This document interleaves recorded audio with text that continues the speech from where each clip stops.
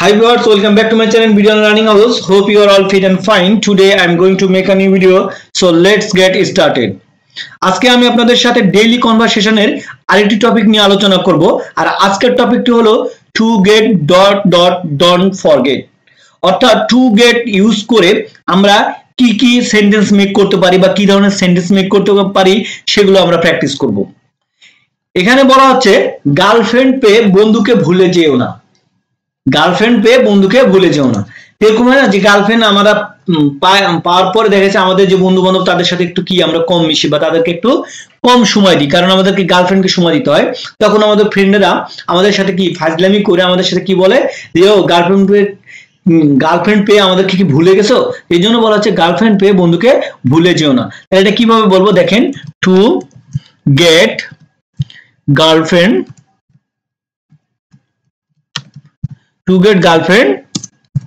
don't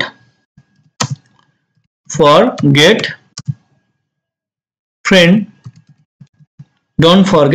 friend তাহলে কি বলতেছে to get girlfriend don't forget friend, মানে গার্লফ্রেন্ডকে পেয়ে বন্ধুকে ভুলে যেও না।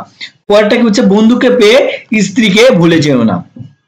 তাহলে টু গেট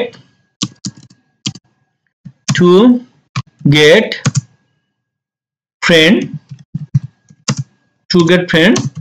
don't forget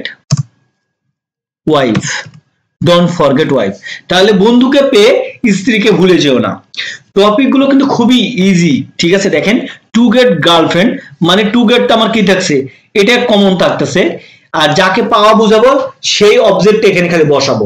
যখন বলবো যে বন্ধুকে পেয়ে স্ত্রীকে ভুলে যেও না, তার মানে বন্ধুটা হলো কি, প্রথমে কথা বলছে বন্ধুকে পেয়ে যাকে পাওয়ার কথা বলবো, তাহলে টু গেট ফ্রেন্ড সেটা এখানে বসাবো।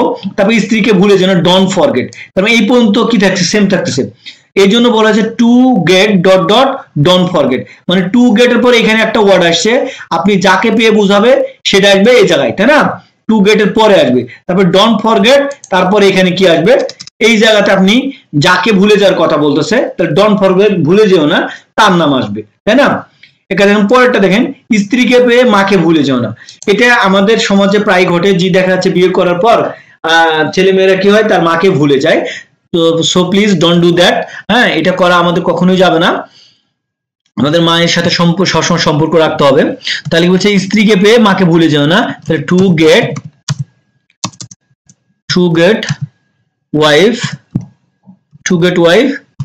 ডোন্ট forget mother তাহলে to gate wife don't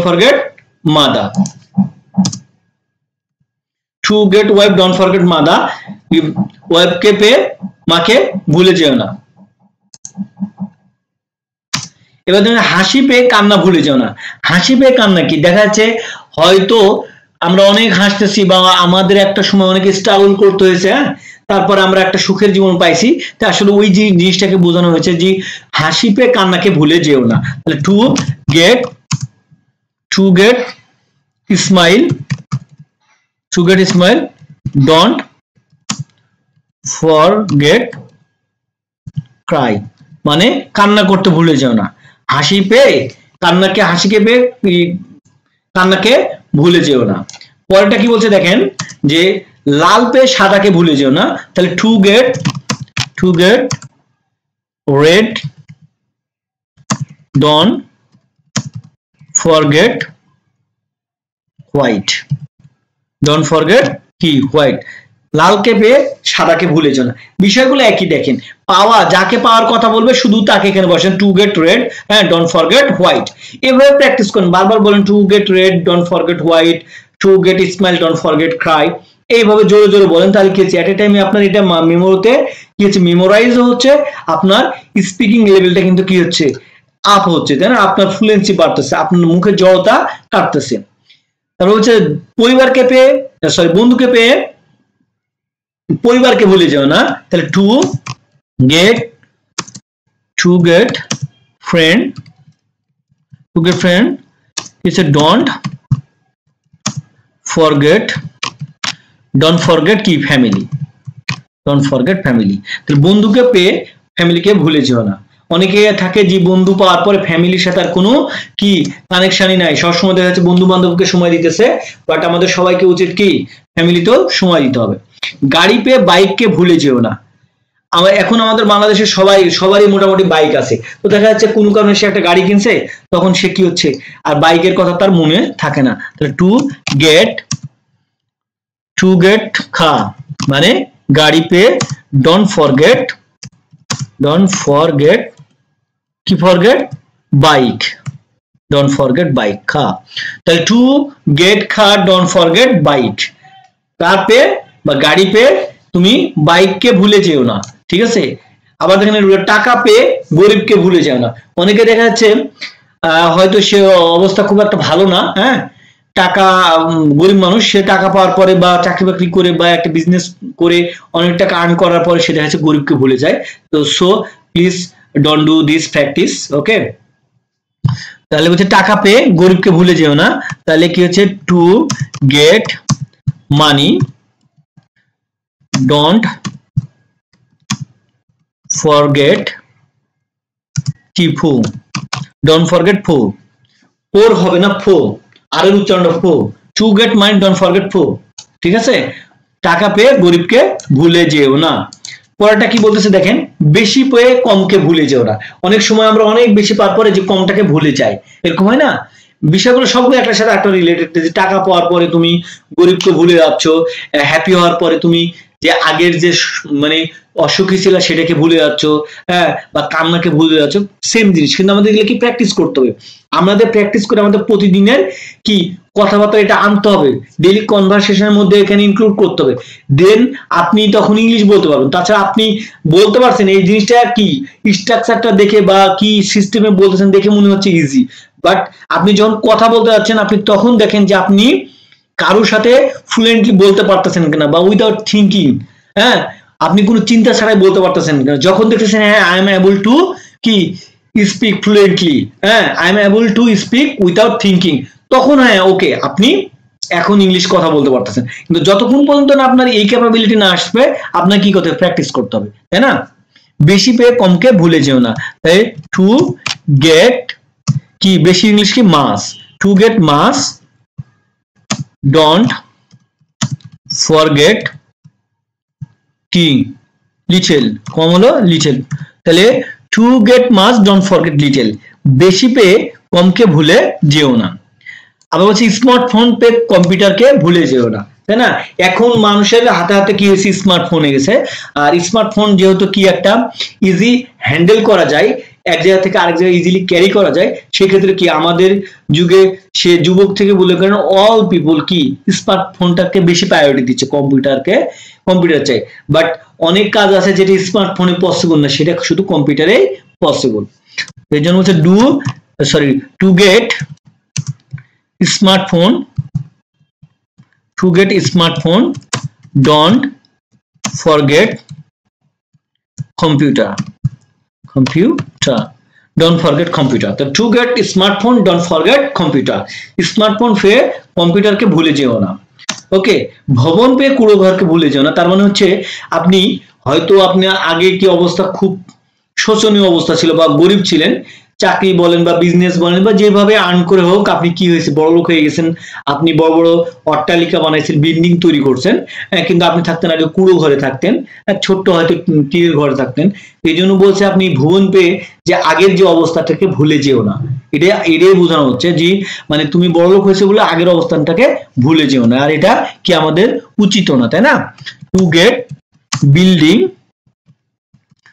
building is a don't forget শান্তি মানে হলো কুড়ো ঘর, আবার আপনি হাট বলতে পারেন, এটা না বলে যদি মনে করেন হাট বলতে পারেন, হ্যাঁ কুড়ো ঘরে বলতে পারেন বা এটা হাট বলতে পারেন, শান্তি বা হাট মানে কুড়ো ঘর। তবে সুখ পেয়ে দুঃখকে ভুলে যেও না, মানে সুখে থেকে বলো না দুঃখকে ভুলে গেলে হবে না, কারণ সুখ এবং দুঃখ দুইটা কিন্তু কি একটা অপরটা পরিপূর্ণ। যেমন রাত আছে বলেই দিনটা এত সৌন্দর্য বা সুন্দর, ঠিক একইভাবে দুঃখ আছে বলে সুখটাকে আমাদের এত সুখ মনে হয়, তাই না। তাহলে to get happiness, to get কি happiness to get happiness don't forget sorrow, don't forget sorrow. তো to get happiness don't forget sorrow, দুঃখ কে কি সুখ পেয়ে দুঃখকে ভুলে যেও না, ঠিক আছে? সুখ পেয়ে দুঃখকে ভুলে যাওয়া আমাদের মোটেও উচিত না, তাই না? তারপর কি বলতেছে, সুইমিং পুল পেয়ে পুকুরকে ভুলে যেও না। তার মানে বিষয়টা একই, যে দেখা যাচ্ছে আমরা ছোটবেলা থেকে যারা ভিলেজে বড় হয়েছি বা গ্রামে বড় হয়েছি, তারা পুকুরে কি সাঁতার কেটে বা সুইমিং করে আমরা কি অভ্যাস, তাই না? আমরা অভ্যস্ত। কিন্তু দেখা যাচ্ছে কেউ হয়তো অনেক বড় লোক হয়ে গেছে বা সুইমিং পুলে যে সুইমিং করে সে অভ্যস্ত হয়েছে পুকুরকে, আর তার ভালো লাগে না, এটা করা যাবে না, তাই না? এই জন্য হচ্ছে to get swimming pool, two get কি সুইমিং পুল